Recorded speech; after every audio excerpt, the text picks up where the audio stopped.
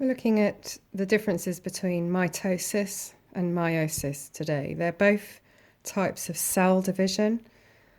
Mitosis is cell division for growth and repair. Meiosis is cell division to make gametes. We're going to particularly look at later on in the tutorial how genetic variation is introduced during meiosis. So just a recap of mitosis today, a very quick overview. We have a parent cell here, and inside the parent cell it has pairs of chromosomes. That's what these lines here, pink and blue, to represent the maternal and paternal chromosomes. Apologies for the cliched colours.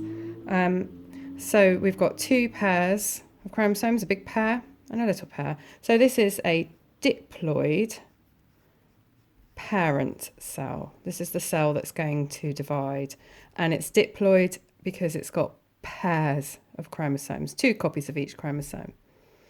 Now, before every cell divides, it must replicate its DNA so that it can have double the amount of DNA, so that one lot of DNA can go into one daughter cell and the other lot of DNA can go into the other daughter cell. Okay, so this arrow here represents DNA replication, and we can see that what happens during DNA replications is not that the chromosomes double, because we've still got, look, we've got 1, 2, 3, 4 chromosomes here, and here we have 1, 2, 3, 4 chromosomes still. Okay, so there's the big pair and there's the little pair. So that we haven't doubled the number of chromosomes, but we have doubled the amount of DNA. So each chromosome has copied itself. There we go, that's one, the original chromosome, and there is the copied version attached to it. And sometimes I like to use my hands to represent this. So there's one chromosome there, and when the DNA is copied, it's attached to the original chromosome by a centromere at the middle. Yeah. So there's the original chromosome, there's the copied version, and now we have a pair of sister chromatids. And that's why the chromosomes look like little X's. Okay, so this is prophase of mitosis, where the chromosomes have condensed, so you can see them. This is metaphase of mitosis, where the spindle fibres have formed across the cell and the chromosomes have lined up in single file. This is anaphase, and this is where the spindle fibres contract, they shorten, so the chromosomes that are attached to the spindle fibres get separated. So the chromatids, they separate and they get pulled to opposite ends of the cell. Okay, and then during T for telophase and cytokinesis. Telophase is where the new nuclei are formed around the two new groups of chromosomes, and cytokinesis is where the cytoplasm splits, so you get two new cells. And if you look carefully at these two new cells, there's a big pair of chromosomes, little pair, big pair, little pair. They are identical to each other. And if you look at compare these cells to the parent cell, they're identical to the parent cell. So we can summarize this and say that we have, as a result of mitosis, it's just one division, and it forms two cells, and they are genetically identical to each other and to the parent cell. And they're both diploid as well. So they have pairs of chromosomes, just like the parent cell. So that's mitosis. Now, let's have a look at the stages of meiosis and compare them to mitosis as we go along. So meiosis starts off with a diploid parent cell as well. Okay, diploid parent cell. So that's the same. And then the DNA has to replicate inside this diploid parent cell. So that's the same as well. So we'll end up with sister chromatids. Each pair of chromosomes will be sister chromatids, just like in the after DNA replication of mitosis. But different to mitosis is that in prophase 1, and I'm going to refer to it as prophase 1 because there's actually another prophase in the second division.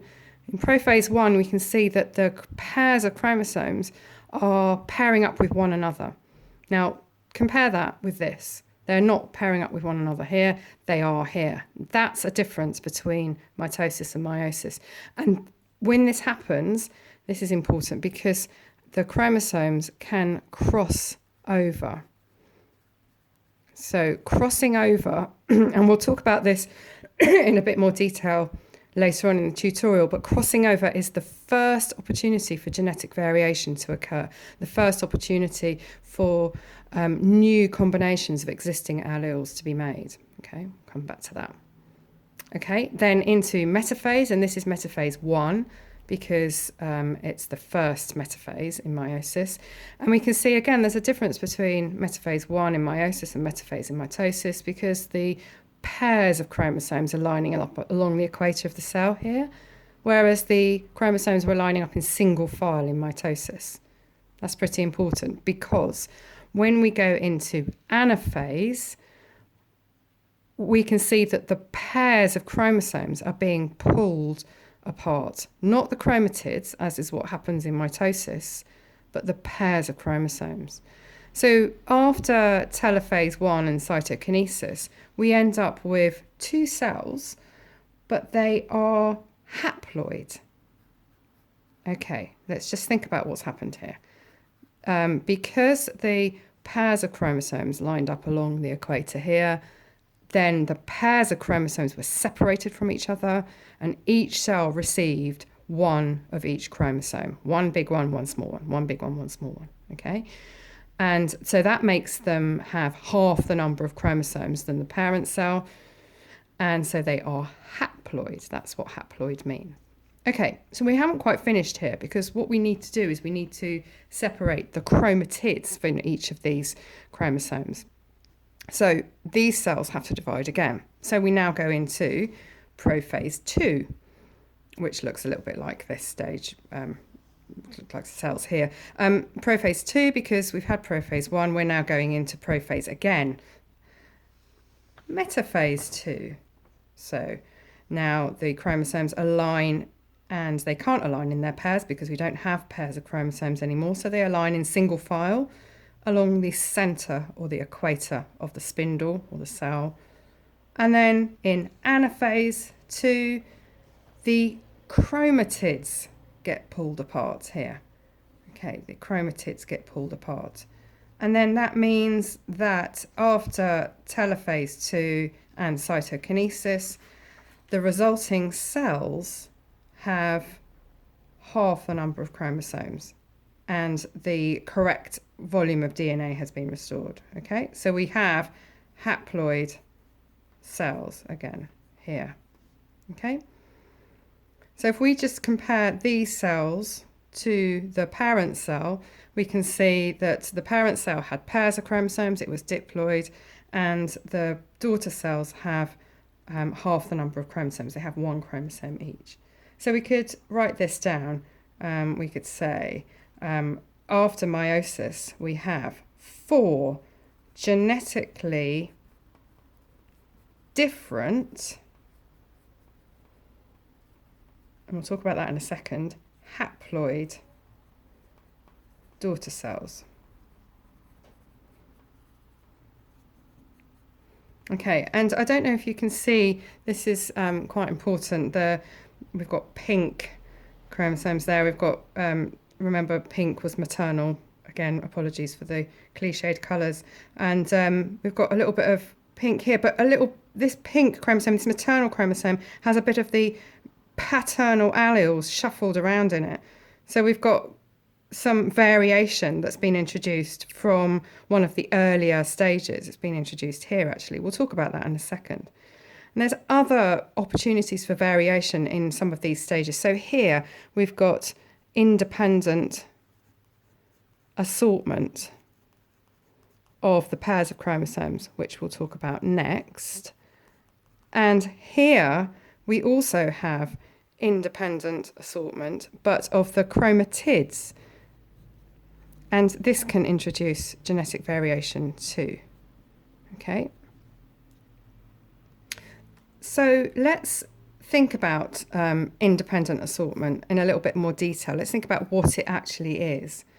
So I've got a scenario here. Let's just cover this up underneath so we don't get distracted. So independent assortment is sometimes called random segregation or independent orientation or random orientation, depending on which textbook or website you're looking at. I'm just going to call it independent assortment here. And what it means is when the pairs of chromosomes in metaphase 1, so that's when they line up along the centre of the cell in their pairs, they can align in different combinations. So let's take an example of a cell and think about how many different combinations of the maternal and the paternal chromosome can you get if you have a cell with 3 pairs of chromosomes. So here's the cell, there's 3 pairs of chromosomes, all the maternal chromosomes are on the left and all the paternal chromosomes are on the right. Okay, but in another situation, it might be that, let's just have a look at all of these different combinations. So it might be that the paternal and maternal chromosome of the large pair, the paternal was on the left, the maternal was on the right, and in the other 2, the maternal were on the left and the paternal was on the right. Okay, so this is a different combination. They're assorting themselves differently, and it's completely random, which is sometimes why it's called random segregation. So depending on what scenario you're looking at, it might be that all the maternal chromosomes align themselves on the left and all the paternal chromosomes on the right, or that you get a mix-up, yeah? Now, bear in mind that our cells have 23 pairs of chromosomes, and they're all independently assorting themselves, completely randomly. Let's have a look and see what the other combinations of maternal and paternal chromosomes we could have with 3 pairs of chromosomes. We could have 2 of the maternal on the left, 1 on the right, okay? We could have 2 paternal on the right, 2 paternal on the left, sorry, and 1 on the right, okay? So can you see that all of these examples are different? The way that they're aligning themselves along the centre, on the left or the right, they're all different combinations. And you can see that that would affect what the resulting daughter cells would receive in terms of maternal and paternal chromosomes and alleles. But that's not the end of the story, because there's some more combinations as well. We could have all the paternal on the left, all the maternal on the right, or we could have this combination. I don't think we've had this one yet. We could have this one, or we could have that one. Okay, and I think that's it. In fact, I know that's it. So we've got 8 different combinations of 3 pairs of chromosomes aligning themselves along the left or the right side of the centre of the spindle. So the answer to this question is 8. We could have 8 different possible combinations. That's quite a lot of variation, but that's only with 3 chromosomes. Can you imagine doing this example for 23 chromosomes, 23 pairs of chromosomes, I should say? It would take you quite a long time to work this out if you were just going to do it using a drawing like I've done with 3 pairs of chromosomes.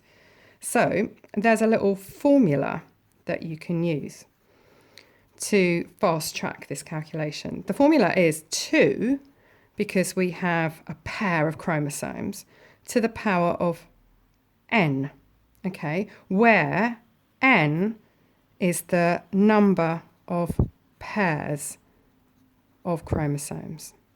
So if we had 3 pairs of chromosomes, like we did in this example, it would be 2 to the power of 3, which is basically 2 times itself 3 times, 2 times 2 times 2, which, if you use your calculator, is 8, which we've worked out by hand. So now you could use your calculator to work out how many different combinations you could get if you randomly segregated or independently assorted them with 23 pairs of chromosomes. So it'd just be 2 to the power of 23. It's a very big number. Use your calculator now to work it out. Okay, so that's this type of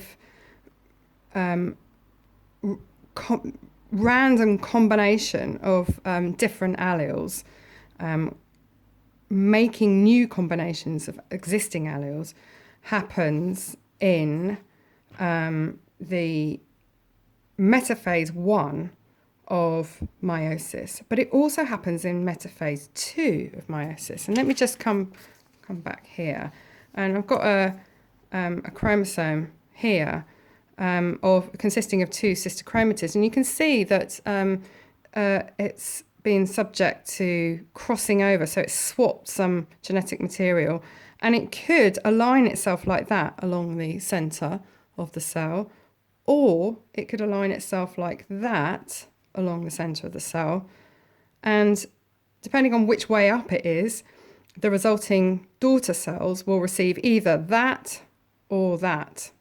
Okay, so completely maternal alleles, or some maternal alleles with paternal alleles thrown in. Okay, and imagine if that's 23 pairs of chromosomes, you're going to get quite a lot of different combinations of maternal and paternal alleles. Okay, so that's independent assortment. Now, let's think about this crossing over. So in prophase 1, crossing over happens because the pairs of chromosomes, they are so close to one another, they're pairing up, they're so close to one another that they cross over, literally. Their chromatids cross over with one another. So here's a little picture. This is another source of genetic variation. So here's our homologous pair of chromosomes, and this is what happens in prophase 1. They cross over. That bit there is called a chiasma, the bit where the chromatids are crossing over. This, when they are crossing over, this pair of homologous chromosomes that is crossing over is called a bivalent. And then what happens is, as they drift apart, you can see that on the paternal chromosome, we're at the point where they crossed over, the chiasma, the DNA broke and a little bit of the maternal chromosome was swapped over with the paternal chromosome. So now the paternal chromosome has some maternal genetic material, some maternal alleles, and the maternal chromosome actually has a little bit of the other chromosome attached to it, and that's because of this crossing over process. So what we've done is we've made, during this process, new combinations of existing alleles. And that's what happens during independent assortment as well. You get new combinations of existing alleles. Okay, so if we just finish this little tutorial with some differences. So differences between mitosis and meiosis. Might get asked this in an exam. First of all, let's just see what we can spot. There's 1 division here, 2 divisions here, and that's the first thing on my differences table. You get 2 daughter cells being produced in mitosis, but 4 in meiosis, and that's because you get 1 division in mitosis and 2 in meiosis. The other thing is that these daughter cells are diploid, but these daughter cells are haploid. Okay, that's my second difference. The other thing is that we've got genetically identical cells here, but genetically different cells here for the reasons that we were just talking about, independent assortment and crossing over. So that's another difference. The other thing is that the pairs of chromosomes do not pair up in mitosis, but they do in meiosis, so we can write that down. So the homologous chromosomes do not pair up in mitosis, but they do in meiosis. And because of that, you don't get any crossing over in mitosis, but you do in meiosis.